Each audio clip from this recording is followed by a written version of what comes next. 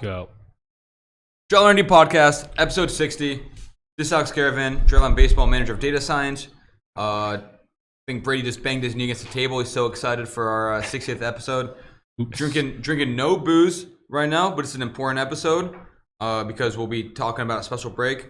So I will pop a couple supplements on air. Vitamin D3, but I wanted to hit me hard, so I'm just gonna go ahead and parachute this. No. Oh. What? Lindley, what is the point of parachuting? Kyle Lindley, hit your bloodstream faster. Assistant manager. I think you sports just science. ate paper. Is all you did there. Nah, dude, I parachuted it. Drinking an Nalgene. Where's the Nalgene water? Oh, with a new sticker on it. Driveline Edge. Very nice. And I'm Anthony Brady, manager of sports science, Driveline baseball, biomechanist. First and foremost, primary host. Always have been. Maybe I'm not still the always reigning- will be, but I'm primary still- host of the Driveline Research and Drinks podcast. I'm still the reigning champ on number of episodes. So This is true. I think I'm 59 out of 60. Caravan's 59 Aren't out you of 60. 58? I thought you missed two. I think you missed two. Oh, The damn, Kyle Lindley yeah. interview, and then there was one. It's honestly even more impressive when you think of it like that I've missed 2 episodes and I'm still the primary host. I missed crazy. that one when I was. I could be the primary host if I just started talking about it too. I mean, you have to get Mikey's approval. I think Oh, that's a good point. that's the deciding Mikey. factor. You say Mikey? Yeah. You call Dirty Mike Rathwell Mikey? No, your friend Mikey. He was the one that originally called out the primary host. What are you talking First about? and foremost, Welcome to the audio sound today. Yeah, audio should sound Because we good. got As a you new can setup, baby. As you can tell, well, for those of you listening, you can't tell. Maybe you can tell by the audio quality being nice, but those watching on video, we have a mess of cables because It's not a mess. we waited until the 60th episode We're to putting have the an fucking- actual audio setup for recording. So, yeah, Research and Drinks podcast. Just want to bet. Yo, this Episode D3 is hitting 60. hard right now, though. Thinking about parachuting the second one, too. Stop. Unbelievable. Just want to bet. Is get free Matador nachos from these two. Okay, but explain That's fine. the bet, though, because it's relevant to the podcast. But don't say the actual numbers. We said an over-under. This is actually this is really good. This is really good because I don't think we've actually said it on air. we finally got a couple months ago. A discount code for the podcast. All undercase podcast at checkout. edu.drivelinebaseball.com. If you want a Driveline Baseball coach certification, and it's been used a discount. more. To be clear, a discount. You don't get the certification. Unless 10% discount. me Yeah, for Venmo. similar, but more official to what we did with the assessment in Arizona. 10% discount. They had a bet, or we had a bet. I thought that the code has been used more. You took over. Then we're not going to talk about the over/under number we set. Yeah. But Lindley took over. Brady and I took under. And let's just under. be clear that I was the Pessimist. only one here that had any confidence in us. So Critical by nature. So thanks for using our code, guys. yeah, Yes, thank you. thanks for the nachos, Users out there. folks. But yeah, I mean, do you guys want to talk about kind of the what? Great comment idea. Mason McRae, y'all got to get Sim as your guest on episode 69. I think we can line that up. We can definitely line that up. Absolutely. That'd be perfect. Yeah. We never actually, mo-capped him, we could. dude. Well, I was trying to think of other ones on the spot, but like high profile episode numbers like that, we could auction it off. Highest bidder who wants to be the guest on this. Just because we got the over on over. Okay. I don't know if people are gonna be paying to get on this And podcast. we'll What are get the odds? Zim. Sim will win the auction, and we'll be the ones paying because no one will bid. So Yeah. we'll offer him like What are the odds we get Bauer? $5. Bauer for episode 69. Yeah, I mean we could. It's true. Almost too cliche, but I am down to still log the Bauer episode at some point. Yeah, I am as well. Very down. But Very down. 69 might be a little bit down the road because we were just talking internally about taking a short break from the podcast. Talking maybe a couple weeks, potentially stretching into a month. We're not totally sure yet, but I'm gonna be traveling a little bit over the next couple weeks, and we have like 12 new people joining R&D in the next month. So we're just thinking it's just gonna be such a strap for all of us now that we have managerial responsibilities and are just gonna have to deal with so much. Even if we didn't have managerial responsibilities, we're just gonna have to deal with so much onboarding, people coming on, all this stuff. But to go along with that, we think one of the really cool ideas that we have when we come back to filming regularly is going to involve all the new interns. We're going to do a kind of like, Driveline Summer R&D intern series. Details to come, but at the very least, the next 2 weeks we're going to be taking off. Yeah. We could also do it at the end of the or like internship season or whatever, or like whenever the projects are up, we could like kind of summarize projects and highlight them on the pod. Yeah. Down the road. Yeah, 60 episodes. From the outset, that was the number. We were like, let's get to 60 and then let's reevaluate there. No, I mean, I don't know. Did either of you think that we would go to 60 episodes? Yeah. Honestly, yeah. Really? Yeah, as well. Just because I figured if it didn't once we got started, I had a feeling. But after the first couple, I was honestly like, well, because originally we didn't do the live thing. So we didn't really have the scheduled constraint of we have to get it done. Yeah. We were recording it, editing it, and uploading it. And when we were in that period, I was like, if we don't figure out a more efficient system, there's just no way. Yeah. Honestly, selfishly, or not, I don't know if selfish is the right term, but I thought I had the least amount of confidence of us continuing to churn out episodes. Probably after the episode where Kira and I just chugged a bunch of beers because you guys were pissed at me, and then I was just like in the middle of a bunch of things, so I was like pissed that you guys were pissed. I was like, what the fuck? And also like I was like I was like scrapping so hard to get the podcast in when I was walking. I was like, I don't know, this stuff's hard. We got to get on the same point or same like and then we came back and then we started having like a lot of success with like a bunch of I was about to say guest episodes. So I think that like lined up really well. With like, okay, now I can like pull my weight a little bit. Yeah, we're chilling. Honestly, transitioning to live and also COVID forcing us into doing it remote through Zoom definitely made the production of it easier. Yeah. At first. Yeah, once you got it set up. Definitely not ideal. Like this setup is way better. Yeah. But it was just way easier to like churn out an episode, I think. So like Yeah, sneaky like- COVID was like Yeah. had a good time. That's the other thing too, is like I feel like the majority of our listeners assume that the podcast was started because of COVID and we didn't have stuff. We were before that wave. Yeah. Yeah. We did it when it was cool. Also, I feel like the majority of our listeners think we prep more for these episodes Yeah. than we do.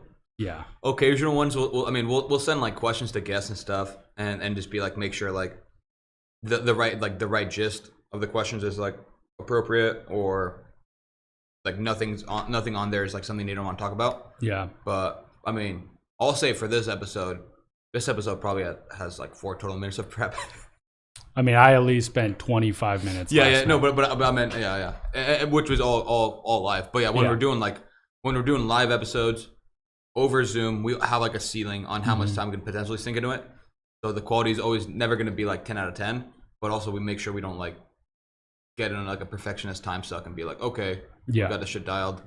Spent 8 hours on it though. The rest of our weeks are fucked. Yeah, exactly. I do think we've done a pretty good job with, resources available to us. Yeah. Coming up with like something that's And to good be clear, I feel like we're being too negative. Nobody's told us like, yo, y'all better shut it down. No, yeah, like I mean, I definitely want to. Jesus Christ, keep doing the podcast, and definitely want to bring it back. It is kind of a good time to take a break, maybe like change some things up, improve some structure, especially since we're going to be able to do it more in person going forward, as opposed to all these like Zoom setups and stuff. And also, just have like better content and stuff put together for everyone. The intern thing is a large part of it too. We're just bringing on so many people, and I don't want to be, I think I mentioned it in the message, like I don't want to be recording the podcast or thinking about the podcast when we have a group of interns that have questions or are blocked on things, need training, whatever, and we're just like, just hold on, we got to go do this. Yeah, we got to go drink a beer. we got to go Especially drink a beer. record. Yeah, especially all of us, since we have like, multiple interns matter. So Dude, we have 12 interns coming. I know. Just gonna be like all 3 of us are black for 2 hours on a Monday. Yeah. Sorry, dude. Yeah, Monday and Tuesdays are packed. It's gonna be awesome though. I mean, I'm super excited. The projects and stuff, which I think is gonna go well. Like the things that we're gonna be able to start to do, because now we can just delegate and increase the bandwidth project wise. The stuff that we're gonna be able to pump out is gonna be sick. I'm jealous. I'm jealous of a lot of interns coming on. Like I think this is something. I mean, you're probably gonna have to deal with this if you haven't already in the coming months. But one of the, I think, just like something you realize as you shift your responsibilities is like prioritizing other people's time and projects before your own. Because especially when interns come in, or even people who aren't interns, just like work more directly on like projects that you're managing or in your wing.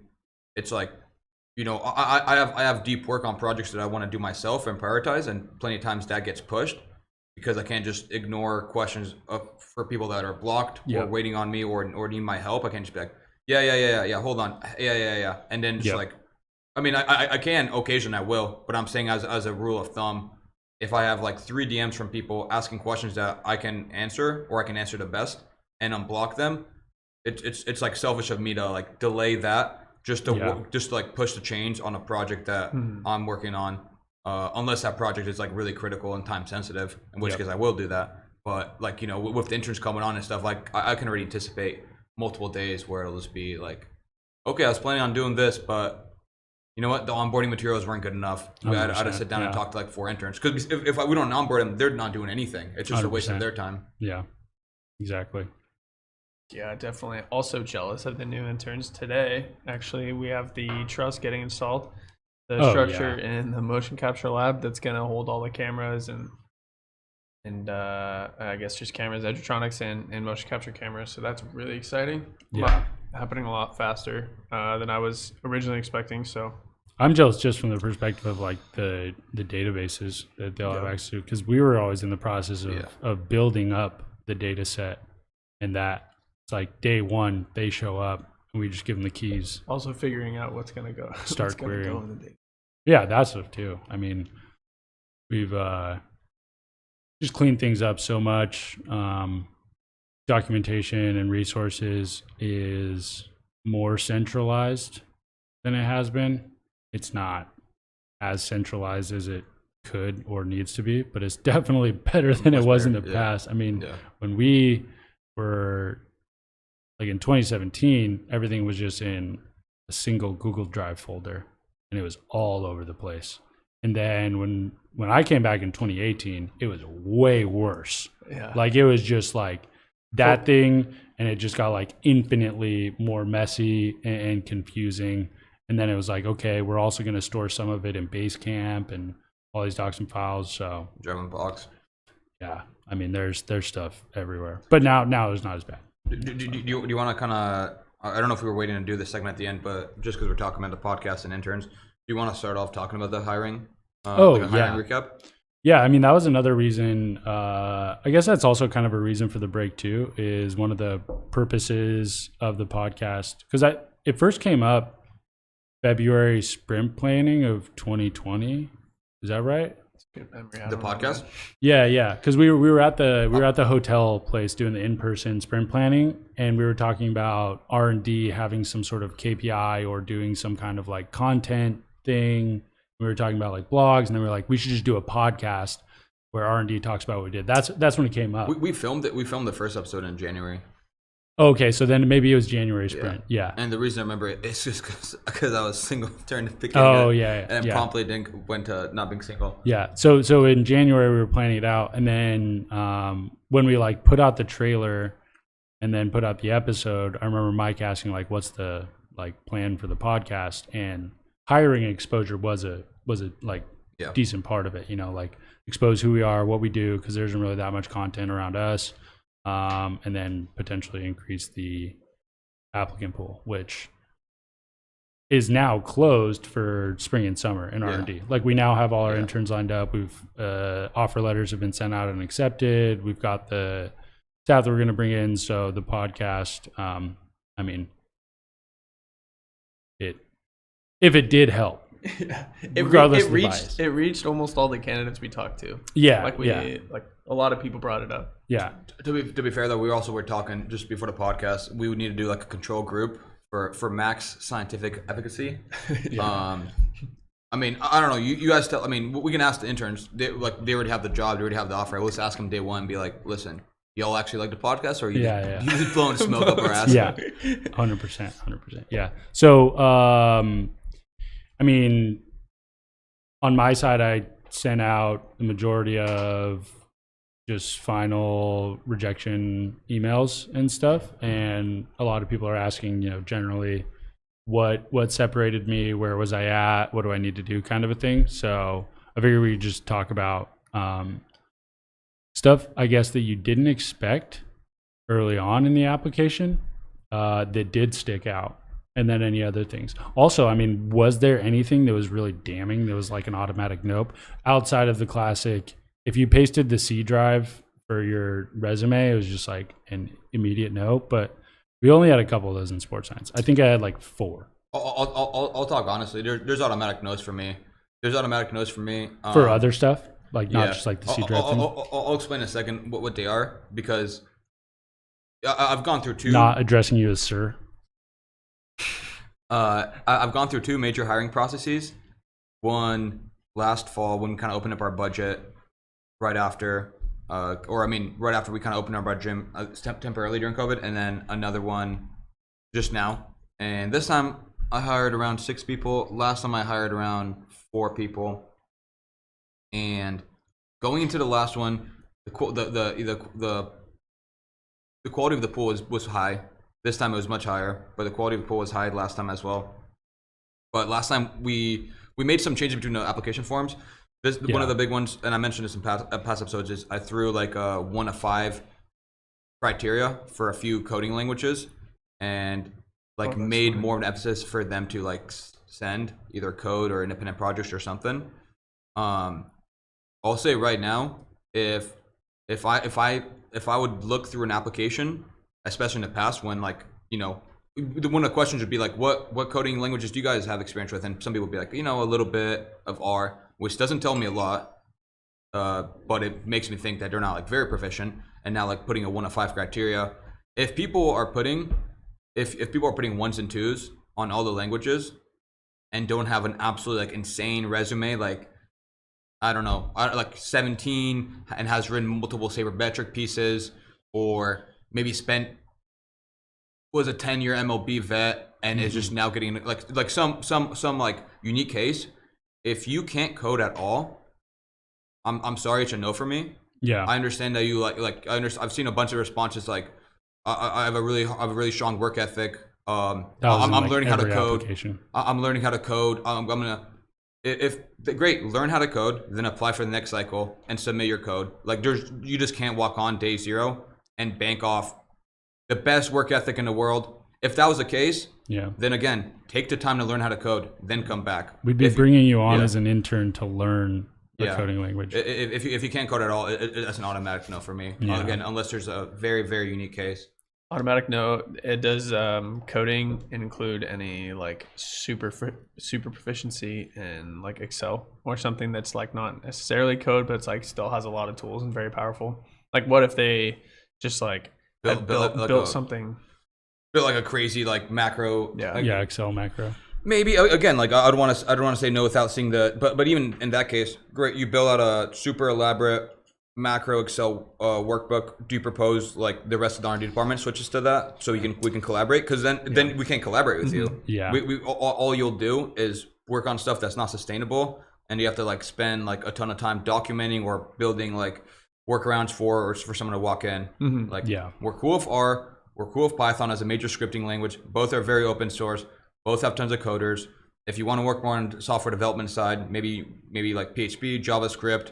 There's a couple. If you're a really proficient MATLAB coder, and you have like an awesome resume, I would probably be interested banking on you translating MATLAB skills to R, because I think that's doable. Yeah. But again, if you've gone X amount of years being super passionate about baseball, wanting to work in analytics, and you can't code, then there's got to be just come back when you can. If you think you can pick up that skill.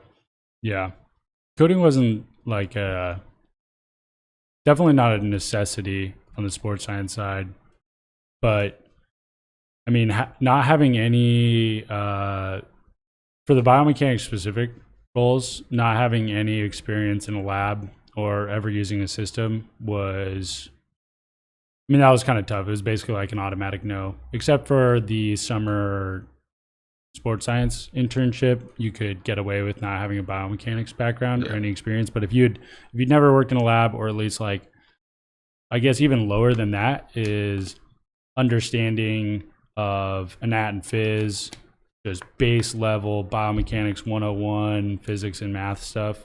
So if you didn't have an undergrad in some kind of kinesiology, exercise science, I mean, it would be pretty tough. For the sports science side, there were quite a few athletes or former athletes, former trainees, people that applied for it that, maybe their degree was in communications or business or something, and they mentioned how they really want to get into biomechanics or really want to get into it. And I mean, biomechanics is such like a high level field. Underneath it, you just have math, physics, kinesiology, anat and phys, all that stuff matters going into it. So you can't just skip everything. It's way too high of a, that foundational knowledge. If you didn't have that, it was kind of like an auto no. It's also really tough too. The school was really competitive, and there were like noticed a lot of people who just like COVID and school being shut down and going remote, like lost out on their opportunity in the academic setting to get that hands-on experience, which is really tough and like unfortunate. But like there were just there's a lot of people who it either had it before that or in some way we're still like making use of older data or whatever that might be. Yeah, the other one that was kind of an automatic no was for the research question part of the application, where it's like basically listed out all of the technologies that we have access to, the resources, athletes, etc., and was like, okay, design a research study or an investigation and state, like purpose, hypothesis, and proposed methodology. And I mentioned in there you can be as brief or, as verbose as you want, kind of a thing. If I could tell you spent between 2 and 5 minutes and wrote like 2 sentences, it was just like, no, like we needed pretty robust ideas. I mean, the applicants that did get internships submitted like very well thought out, and then during the interview process, when talking back and forth, you could tell by the way that they adjusted methodology or thought of things on the fly that they'd had at least considered the research proposal or investigation like pretty well. That was my initial 2-minute review. I mean, when I go through applications, I'll give it like a quick skim. I'll give most a quick skim and kind of like catalog them in a bucket, and then look back on people in certain buckets. But my like very quick look through an application is I grab the resume, throw it on a link. Like ideally I'm looking at a couple monitors. Throw it on a monitor. Yeah. Scroll down to independent projects. Hope for a couple links. Like if you just talk about your independent projects, we ask for links to GitHub, links to papers. Yep. Like if you have links in there, PDFs, that helps your case a bunch, because obviously it gives me something concrete. And especially if we're talking about code, show me some code, show me some GitHub code. And so I throw that on throw any links on a separate tab, and then research question. Yeah, just look at that. Like I said, that's my.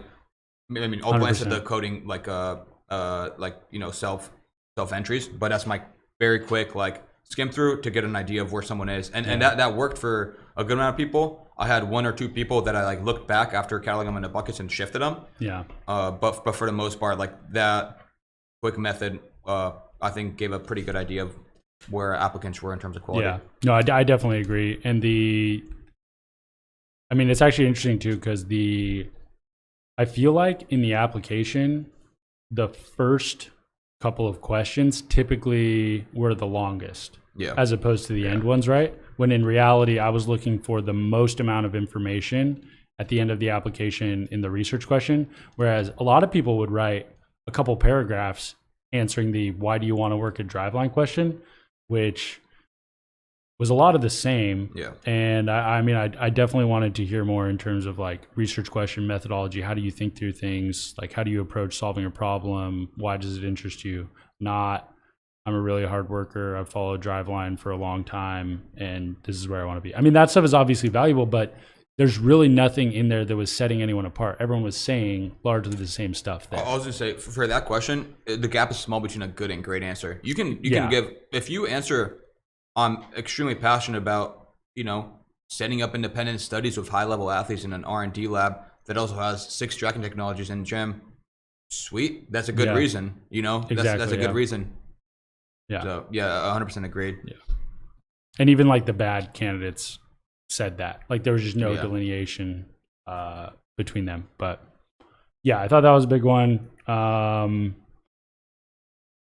Lab experience, publications. I mean, papers were pretty big. If you had like first authorship on papers, just to see what kind of stuff. It was kind of tough. We know first authorship isn't always representative, though. Yeah, we know first authorship isn't representative. It's kind of tough because a lot of the first authorship and publication things, you can just tell when a paper is through your school's lab or the institution.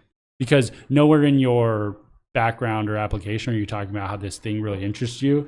And then you have this paper that you're a first author on that is just like some weird field. It's like, okay, this just must be what their lab did, and he did it for a project kind of a thing. Mm-hmm. So. Which isn't necessarily a bad thing either. Like it still can be valuable. I think one of the most exciting things for me to read and like talk to people about is people with slightly different like backgrounds outside of baseball maybe. And they've already thought critically about how they can apply what they know in their field that might be a little bit different from what we know and what we typically think is important in baseball, and apply it to something that might be applicable, even if it doesn't end up like being a super like reasonable, maybe it doesn't end up panning out into like a long-term project. Like just that act of trying to take like I value diverse perspectives, and I think that it's really important for like us to push the industry like forward. So like seeing somebody who's actively done that already is really important and really excites me. I mean, it might sound bad, but if I could, like, it was almost a turn off at times in the application if you could tell there was like tons of Driveline fandom, you know, like I was almost looking for, which, I mean, one of the points I put down here, I thought one of the most fire things for an application was critiquing our work. Yep. And showing how a blog, a paper, a study, whatever, you would have done something differently, how you would approach it. Like that is by far the most attractive thing I saw in any application. And the opposite side of that was kind of what I was talking about, seeing an application where it's like, oh, these people, or this person is super into Driveline, has read all our stuff, you know, talks about it all the time, is big in it. I mean, but along what you were saying, like the multidisciplinary approach, someone outside of baseball wants someone to come in and kind of, you know, be able to be critical of what we're doing, not just like, oh, they have it figured out. It's obviously the best kind of a thing. So, yeah. And that's one of the things we had in our questionnaire. Like, if people, you know, passed the kind of application screen, they would get a questionnaire. And one of the questions was choose a public blog piece from a couple sites, including our own, to critique, and one to like uphold, or like one that you really like. And yeah, I mean, one of our new interns that just started last week, Jack Remmels in sports science, who's a fucking gorilla, ex-pro football player. Shout out Remmels.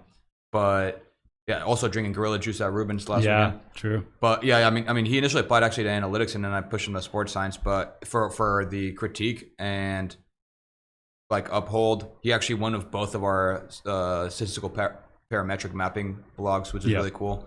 No, the last thing I was going to say on it before we move on, sorry, my bad. Before we move on to the headphones don't. I know. Same.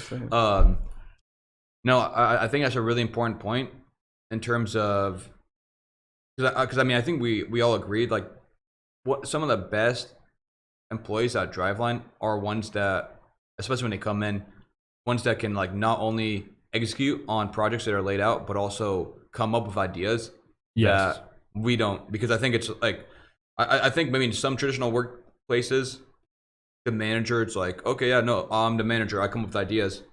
And yeah, you know, people are managers because they have more experience, they can help unblock certain things, they have more perspective, whatever. But it is, in my mind, it is so ridiculous to think that like a manager can be coming up with better ideas for each of the 20 projects they're managing across like 5-6 plus employees than each of those individual employees that focus like a large proportion of their time on a project. You know, like I want someone to like, okay, maybe run some of the things I laid out initially, but be like, hey, we should actually do this because of this. I thought about this. Like, oh, that's awesome. Like, I'll give perspective and feedback, and sometimes maybe it won't be a guaranteed great idea, but like them thinking critically and building on what like I laid out or what else someone laid out is one of the most valuable traits in my opinion. Yeah. That I think I literally said that to you just over the weekend. We were talking about project planning and stuff for summer, about how like probably the majority of the best ideas or projects that have come out of R&D weren't planned. Like weren't planned or delegated or given to you by a manager. It was kind of just like you're doing stuff, you see something, oh, could probably do that better. Let's try this thing. A few months later, we have, you know, whatever it is, right? So I think that's a huge piece. The last bullet for intern and hiring stuff during the interview process was, at least on our end, was just ability to communicate. Like we had to be able to talk. I had to get a sense of, can you collaborate on a project? Not only can you communicate technically with me and other sports scientists and biomechanists, but can you communicate from a simple perspective, the complex and technical, distill it down into being able to communicate with coaches, players, athletes, all levels and ages. I don't know if you guys like weight that as heavily. Definitely on the not data as science heavily. side? Definitely not as heavily, I don't think. But we do weight it, and I think it's almost, besides just personality fit, I think one of the most valuable parts of it is just exposing yourself to that critical feedback. Because I think, especially on the analytics side, it's easy, especially when you're not super experienced, to kind of sit there and build some models, build like a black box thing that you use, and then you like validate it yourself without any feedback, and you push something out there. But like, have you ever given feedback directly to an athlete? Have you given feedback directly to a coach to implement to an athlete? Yep. Has anybody like given you feedback on any part of it, and then you've like addressed that feedback and then had that like back and forth? Because I think like being able to do that not only like builds you as a better analyst or critical thinker or whatever, it also like gives you perspective on all the things that you like might not realize. You're just learning. You're just learning, because clearly there's always going to be like critical feedback, but without actually having gone through it yourself in like a practical application, I think people can kind of discount just how like easy it is to be like too nuanced, or like, okay, great, you built that. What's the next step? Yeah. No, that's actually kind of too. During the interview, I asked a question. Damn, I don't know if I want to like give it away. Well, I guess people can in the future. Yeah, it's not really giving it away too, but I talk about like, okay, in sports science, and let's just say for the sake of research and biomechanics, there's like two tracks. You have the research heavy track and then the applied heavy track. Research is obviously more experiments, observations, non-invasive, and then applied is more on the coaching, interacting directly with people, trying to like have actionable change in the setting, so like observer versus, someone who's actually like applied and invasive. And I kind of ask people where they think they are on the spectrum in terms of interests, and we actually got a really good balance across the board. But I just kind of like talk into devil's advocating both sides, and I want to get their thoughts of how they look at things. Like, do they value research while also understanding that if you don't make it actionable and applied, it doesn't really matter here, especially for what we're doing. Because like with athlete results and athlete experience being the utmost priority, it doesn't matter if we investigate and understand and find the best like stuff we can on the research side, if we don't then figure out a way to deploy it to the floor, communicate it to athletes, communicate it to coaches, etc. Yeah, I think that's something that's like pretty standard across the industry, the sports science industry, and just like the sports analytics as well. Whether it's like Driveline baseball, or you want to try to get a job for like an MLB organization or in the NBA or whatever. And I imagine it's like that in other like non-sports industries as well. But you just like, it requires you being able to communicate with people of different expertise, and like it's just one of the most important, like somebody who maybe doesn't find something like the most novel, but they're able to explain it in a novel way, or in a way that can be applied easier, is probably more valuable to whatever institution, organization, than somebody who like finds the most novel thing most useful, but like can't actually disseminate it. Especially with us, since we, like the sector that we work in, and a lot of people that we were interviewing coming from university backgrounds, where their end step of a project is publication. Not, okay, now what do we do with the publication? Do we go back to the subjects that were part of that data collection and talk to them about, here's why your gait pattern is bad for like hip loading or something like that. You know, they just don't. Like in the university setting, it's like publication done, whereas here it needs to be publication.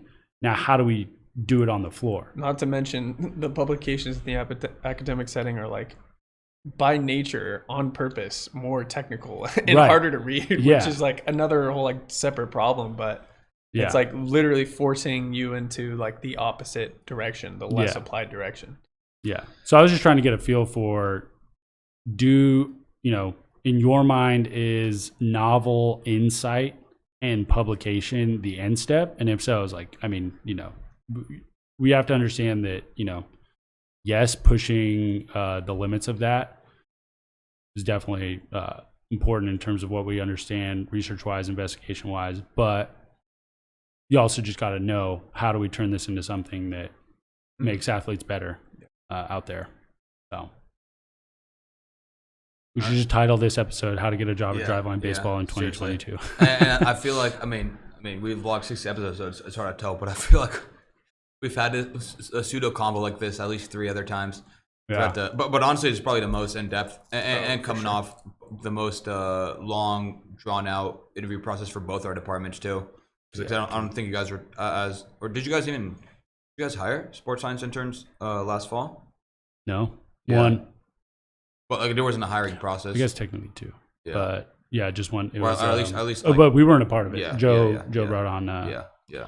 Rebecca, and then Ben was kind of he just got in on the HP side. So Yeah, because I'm sure I was talking about it like before, during, and after like Hook's episode and stuff, because that was like one of the first people I hired. Yep. Yeah. And that's a wrap for hiring. What do we got next?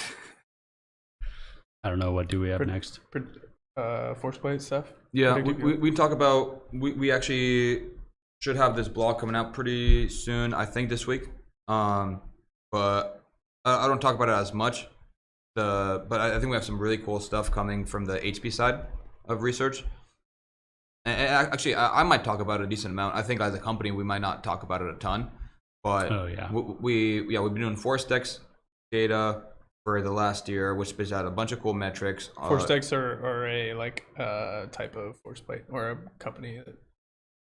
Yeah, and they have like software as well that lets us like pull a dozen plus metrics from things like the counter movement jump, the squat jump, isometric mid-thigh pull, and the hop test.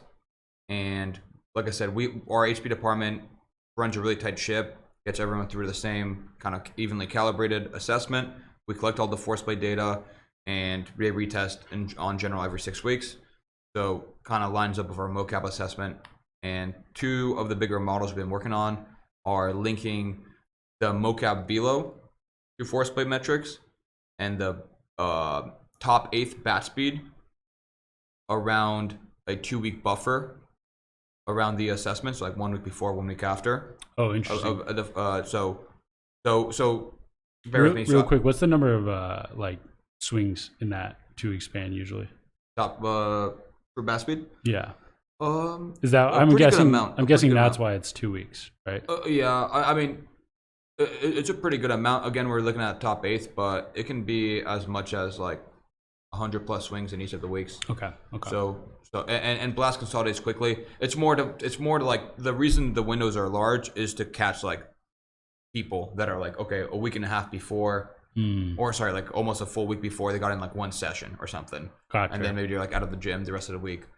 But yeah, so we have kind of 4 models mainly from the HP metric side of things. So we have one that predicts mocap velo, one that predicts bat speed. So we can kind of look like when an athlete comes on and they assess, and we compare like their like HP predicted velo to their actual mocap velo. We can kind of like adjust programming that way based on like the research we've done in the HP department, and like what our HP coaches can kind of gauge based off, again, like, why is this guy throwing 10 miles harder than he projects to be? Probably because, you know, his like RSI modified is really low, and that's because whatever. So that can be an area to target and increase improvement. And similarly, we also have slightly different models, but same general gist, a little bit more calibrated for player development.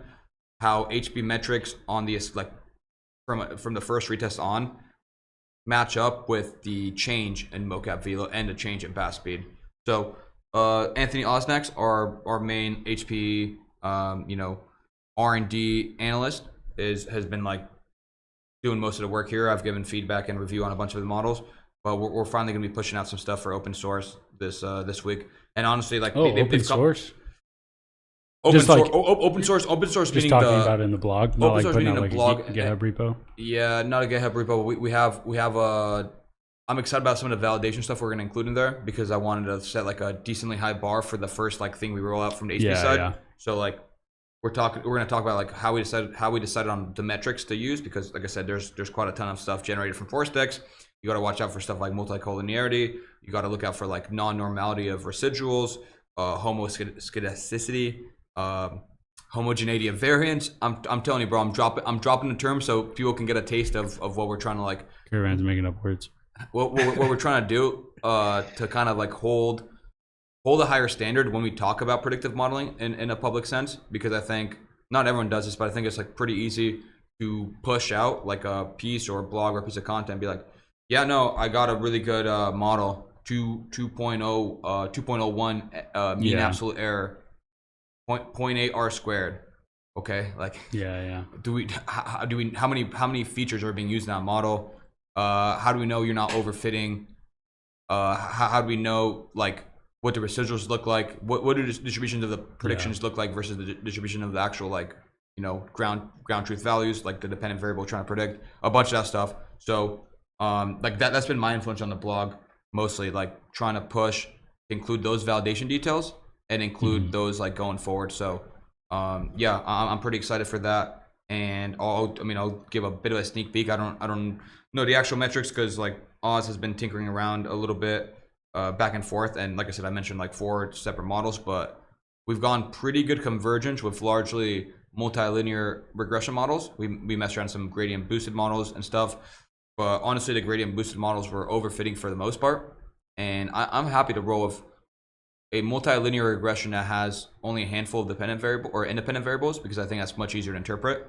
And then you can look at effect size for something like squat jump peak power, which by the way is the variable that explains the most variance in both mocap velo and bat speed, I believe. Which makes sense if you just think about it from like a pure like force generation point of view. Yeah. But like size and mass. Yeah. So we have like we'll have effect sizes for our independent variable, and we have like height, weight, a few other like things incorporated to kind of suss out like like what variance there is explained by the height and weight. But yeah, I'm excited for that. Yeah, that's really cool. I think I like how I'll tease it. It's like also similar to the idea of like if somebody has a kind of flipping range of motion and movement assessments around, the idea of like, does somebody have, instead of doing like an assessment saying this guy has this passive range of motion that's like programmed this way, like doing it backwards, being like he has this amount of range of motion in his actual skilled like technique. If that's whatever deficient, like okay, let's see what he's got on the table, what's it passive, and is there something to tweak there? And I think that it's like a similar approach to like, are you throwing harder or slower than what you're predicted to based on your strength and power and force metrics? And if you're throwing slower, then what are some other things that we can maybe use to account for that and like get you closer to where you should be?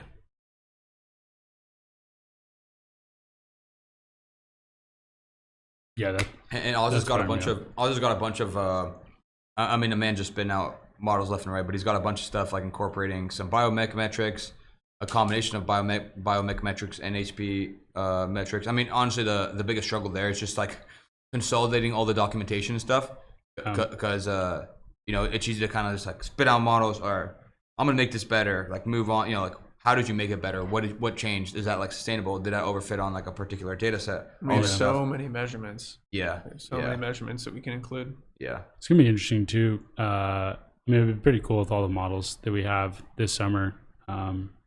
Just with the training data that we're gonna like just be able to see like we'll live, retest completely. Yeah, with just like that's gonna be fucking tight.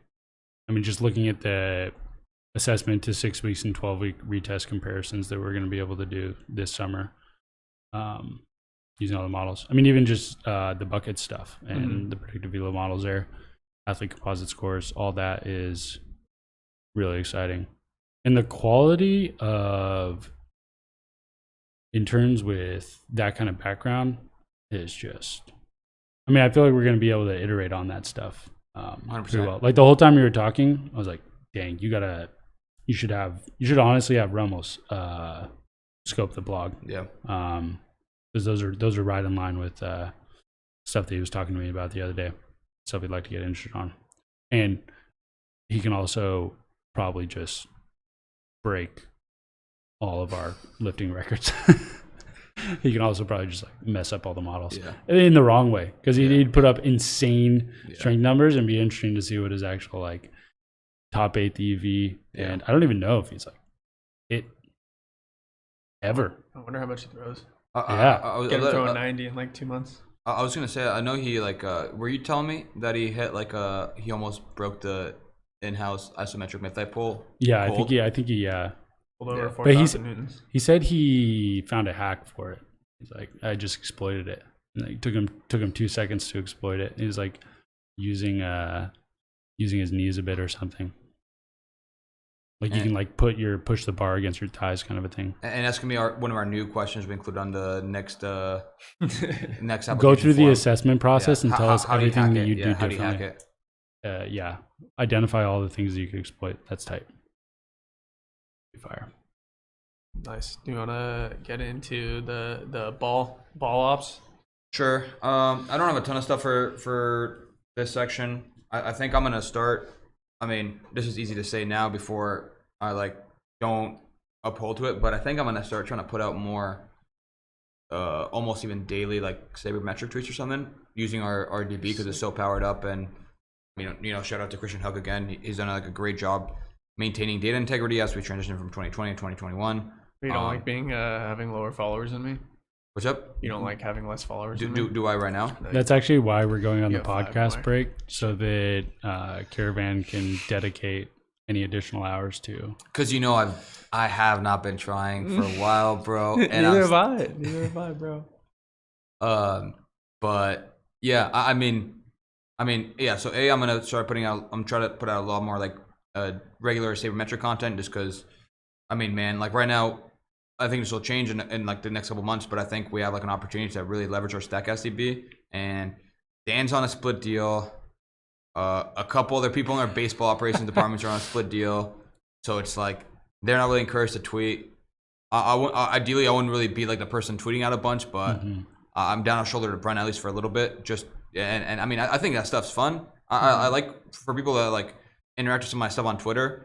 And especially for the people I interact with some of my stuff on Twitter and I don't get back to them, I'm sorry. I just have like so much stuff, especially in the last couple of months, like so much like non-work related stuff pop up as well. But I really do like interacting with stuff on Twitter. It's just like I go through phases where like I'll barely check it. Yeah. You know, I'll respond to like an important DM.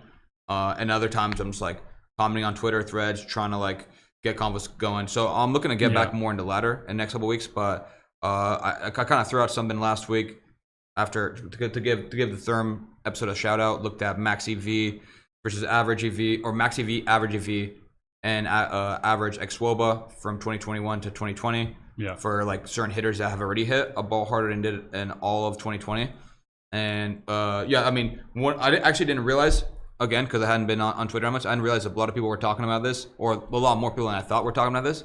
But the ball,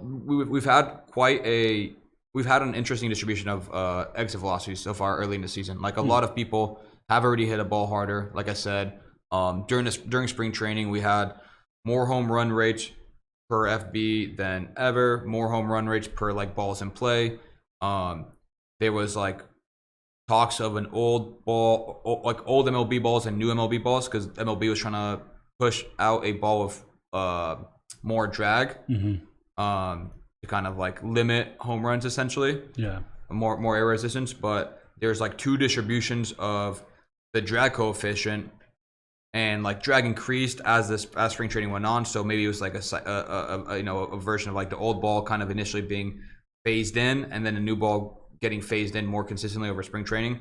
But point being, I think, like I said, I still need to do more research on this, but there have definitely been some interesting oddities in EV distributions specifically, and I think I would probably guess we're gonna see another home run explosion. We're gonna see like 2021, like one up like whatever, like probably last season, whatever the highest like home run FB ratio was in the last like couple decades, and honestly probably just increase in TT or like the 3 true outcomes. I think Ks are gonna keep going up, home runs are gonna keep going up. Walks will likely keep going up as well. What's your best guess on whether or not that's going to like change? Do you think that trend is ever gonna like come back without like significant intervention? The big three outcomes. I think but in theory, there should have been a significant intervention, and maybe there could be a little bit of tracking technology stabilization from Hawkeye early on. I think I've already seen a couple of tweets to people talking about how like the EV distribution seemed to be normalizing a little bit more as the season like progresses. But I mean, MLB 100% tried scaling that back, and I think if it doesn't work, I think it'll probably try again, just because there's a very large batch of fans that like don't like an increase in 3 true outcomes. And by the way, like I'm a big fan of trying to game whatever advantages you can within the rules, but also like I also totally understand the aversion to 3 true outcomes just rising consistently. And I mean, I would probably be a fan of like it being scaled back a little bit. And or like definitely don't want. I'm definitely not looking for. I want to see even more combined Ks, walks, and home runs, because I think there is a large part of the game being lost a little bit. And I mean, defense, man. Yeah. And there's almost like, from an academic point of view, there's almost like less opportunities, right? It's like we could sit here and talk about a cool defensive model, something that like recommends shifts, something that like recommends like platoons, defensive replacements at a certain inning. Like that's an interesting conversation to have. Yeah. If everyone's just homering, striking out, or walking, then why does it matter? It's going to eliminate like position specificness too. Like you're just going to. I mean, a lot of teams already do this, but they just get the biggest bats possible, and they're like, you're a left fielder now, or you're a second baseman, and today you're going to be a first baseman. And the one thing that actually really made me appreciate good defense also is I saw the pseudo Driveline softball team this Sunday. Oh, nice. With our physical therapist, Terry Phillips, his wife, and Melanie and Janine. And a former two of our 6 female employees at Driveline. That's a huge. Dude, they won like 30-7. Wow. Because you're saying as a defense? That's Driveline. I mean, defense was tough on both ends. much tougher on the team they were facing. Okay. But it was crazy, man. I actually really want to play in a softball league, because I've always been. I just don't want to like. I'm fine with embarrassing myself. I just don't want other people to be mad, to think that I'm going to be good at softball, and then me come in and like not be able to field anything, whiff out, whatever. Again, it's easy to talk when you're watching a game, but I was watching that game and I was thinking, probably play at this level.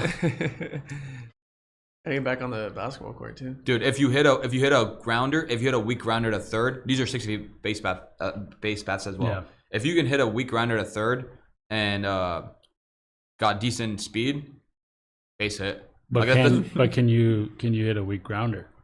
I think against those pitches, yeah. But you're saying might have to get you some time in the lab. I might have to see.